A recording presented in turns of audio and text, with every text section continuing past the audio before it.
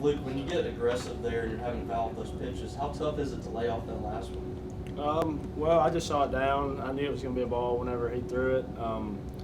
The first couple of pitches where I swung and missed, I was just underneath it, swinging too hard, I guess, and then just had to make an adjustment within that bat. I heard Coach Goat saying, get above it, and that's all I was thinking about, just throwing my hands straight at the ball. How much do you want to be the guy up in that situation? I wish I could be the guy every time. I love that moment.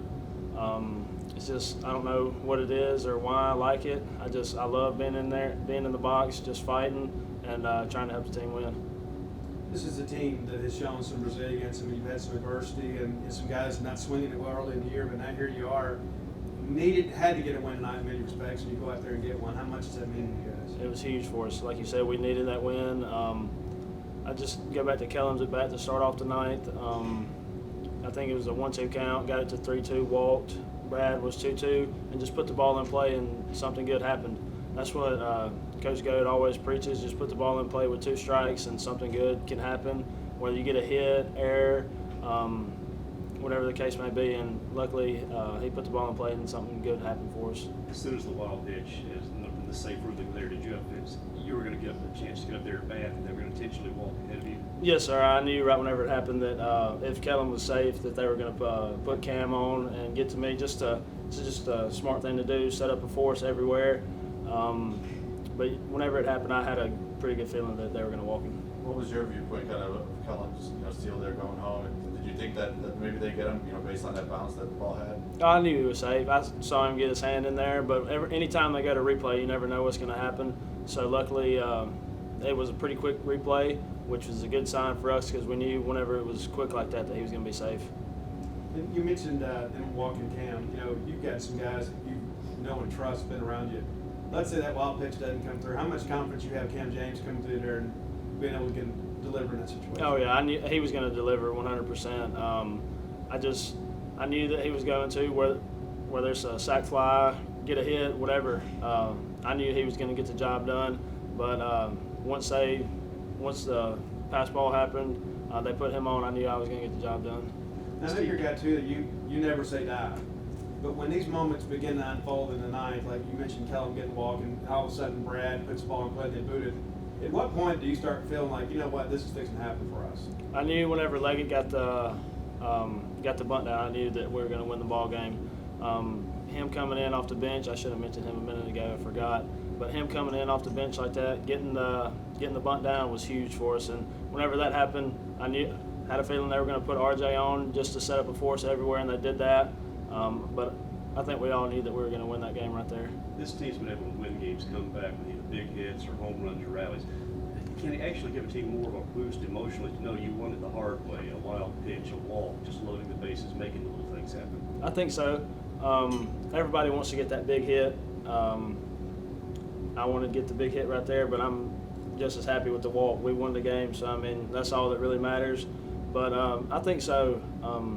Just getting on base any way you can, walk. I mean, it was just huge for us.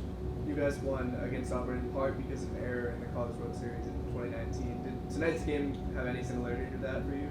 I don't think so. I don't think that crossed really any of our minds. It's just another game. We just have to go out there and compete, and we competed our tails off tonight. You mentioned RJ earlier. He had 2 walks and a home run. I mean, what's it like having him at the top lineup? It seems like he's kind of starting to find a groove there. He is. He's been swinging the bat really well the past couple weeks. And then whenever we moved him in the leadoff spot, I think his first at bat in the leadoff spot again was a home run, leadoff home run. And then Sunday he did the same thing, another leadoff home run, I think. So I mean, that's to have him up there at the top for us. Just setting the table for all of us is huge, and we need that. A couple of tough fielding plays on the left side early in the game. Do you talk to those guys, back in the dugout, say just you can make the plays, just get the ball over to me? Oh yeah, I have complete confidence in all of them. They're all amazing infielders, amazing players. I just really tell them just stay calm. Don't really worry about what happened in the past. Just keep your eyes going forward. Last week it was kind of a tone setter, heartbreaking loss in game 1. Tonight a gritty win. How do you kind of contrast how this feels compared to last week, kind of heading into game 2? It's a lot better feeling for sure. I guess that was kind of us last weekend, except it was in the top half of the night.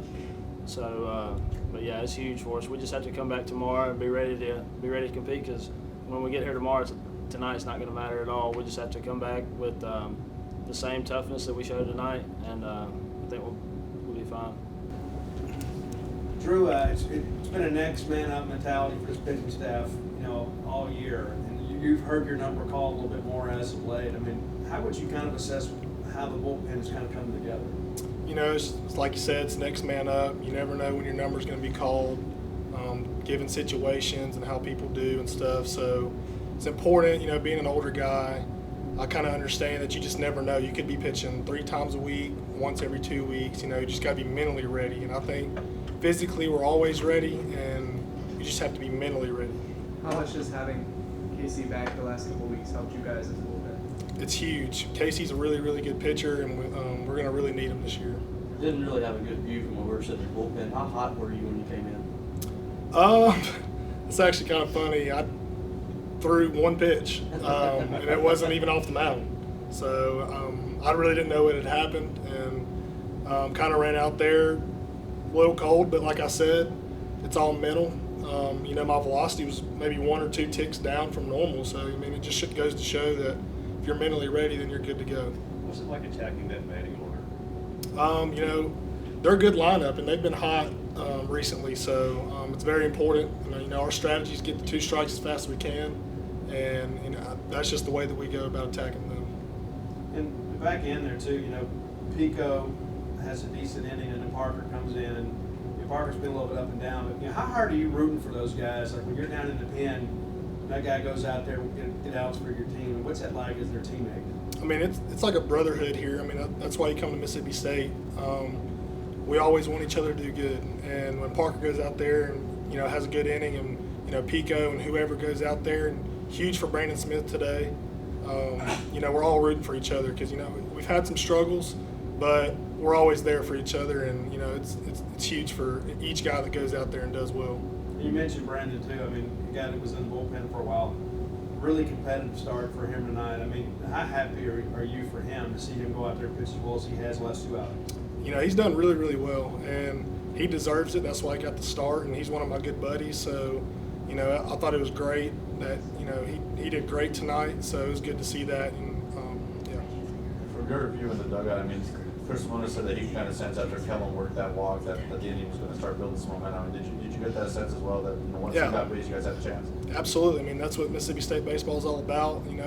Hardest 3 outs in the SEC to get, I believe, are here, and that's what we're known for. And we all get that same energy and vibe in the dugout. So you pitched at other SEC ballparks. What's it like kind of watching this crowd start to affect the opposing team pitching? I'm assuming it's kind of nice to be in your own stadium watching that as opposed to being on the mountain on the road. Yeah, absolutely.